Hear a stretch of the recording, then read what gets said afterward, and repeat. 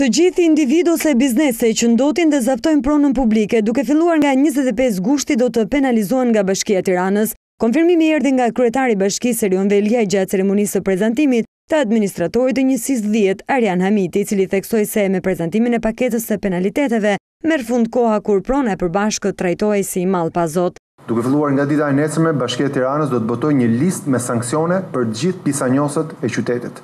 Do të ketë një sistem gjobash për individ dhe biznese që ndosin, do të ketë një sistem penalitetesh për gjithë ata që urinojnë në vende publike, do të ketë një sistem penalitetesh për gjithë ata që ndërtojnë pa leje. Velia e paralajmëroi se aksioni radhës për çlirimin e hapësirave publike do të rinisë në njësinë numër 10 në kryeqytet.